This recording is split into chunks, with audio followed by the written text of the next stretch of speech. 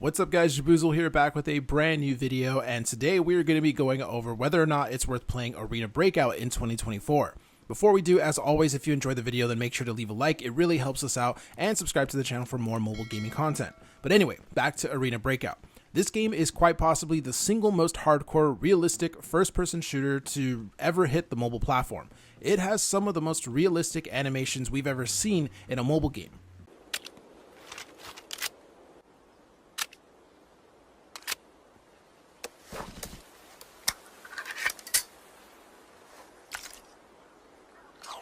It has an in-depth health system that affects the way your character plays. This game is basically like Escape from Tarkov, but on mobile. So if you're like me, you may have always been interested in a truly realistic first-person shooter game for Android and iOS, but nothing you've tried has been quite good enough to scratch that itch, at least until Arena Breakout. Arena Breakout is not just another generic mobile battle royale like we've seen 1,000 times before. It's a hardcore survival looter shooter game that aims to be the most realistic mobile shooter ever. The ultimate goal in Arena Breakout is to survive. You'll be going up against not only enemy AI, but also other online players. You'll have to keep track of the damage you take, your hunger and your thirst levels, your ammo count, and any additional lethal throwables that you take, and a whole lot more.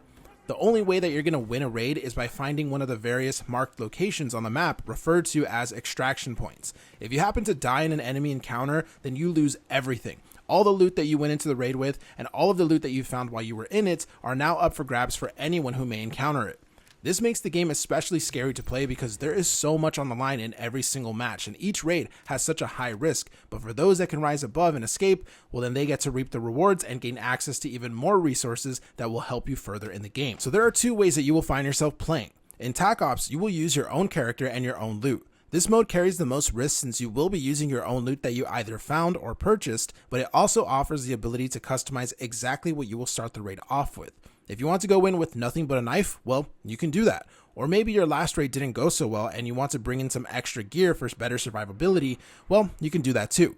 In Covert Ops, the second main mode, you will be taking over one of the random AI that populates the raid. In this mode, you are unable to customize the loot that you start off with at all, but because you are playing as one of the AI characters, the other AI in the game will not actually be hostile towards you like they normally would in Tack Ops. If you do attack the AI though, they will become hostile and treat you as the enemy. In this mode, you can exit the raid as you normally would, and loot will go into your character's inventory. If you end up dying in battle while in this mode, then all of the loot that you gathered is lost as normal, but since you didn't actually bring any loot of your own, you don't really have to worry about it.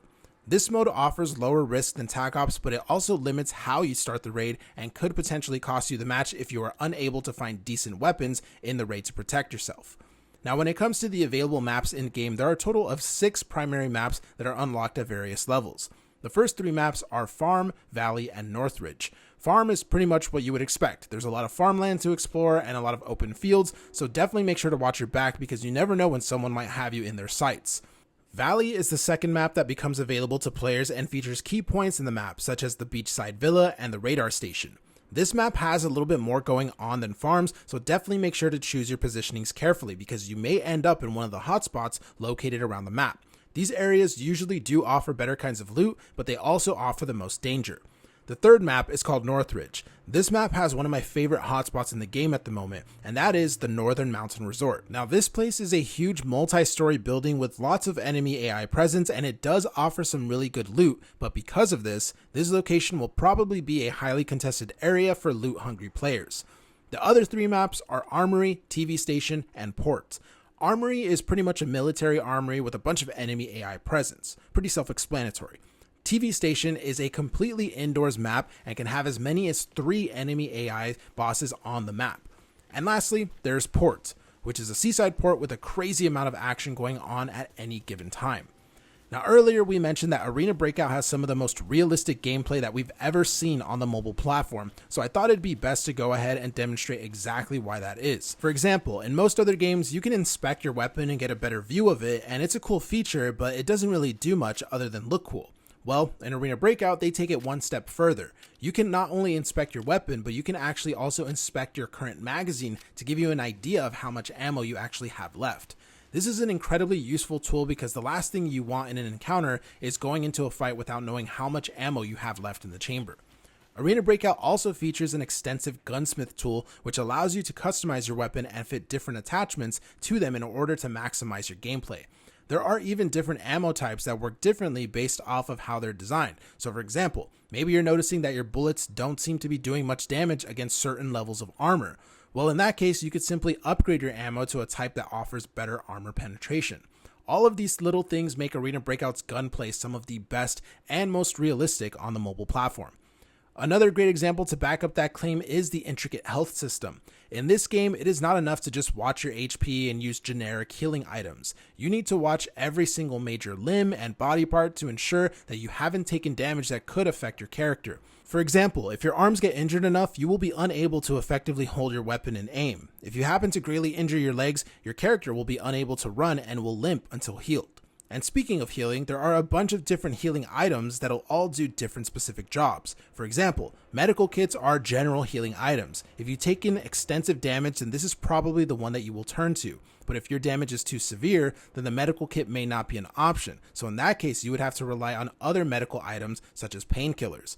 Painkillers will sedate your character and cause them to not feel the effects of their injuries for a short time.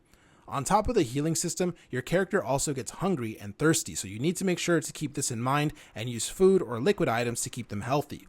This kind of gameplay is kind of unheard of for the mobile platform, and it just shows how advanced Arena Breakout really is.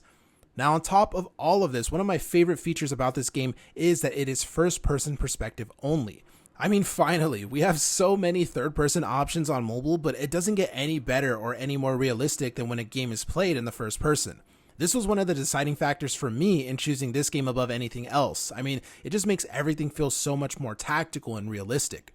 Right now, Arena Breakout is preparing for its huge Season 4 update. The update will bring 2 new assault rifles, the T951 and the T03, as well as 2 new faction submachine guns, which are the Bison and the TS5. The map Valley has been refreshed and has been made larger, and there's a whole lot of new things to experience. And we have an amazing crossover collab coming with Season 4, and that is the legendary Kung Fu master Bruce Lee, who is joining the game in a special event. The Season 4 update for Arena Breakout is going to be insane, and you definitely will not want to miss it. You can check it out on April 11th on Android and iOS. So to sum up everything, yes, Arena Breakout is definitely worth playing in 2024. In fact, it's better now than it ever has been. The gameplay is super realistic and incredible, the optimization is fantastic, and the intensity is insane compared to all of those other boring Battle Royale games that you're tired of.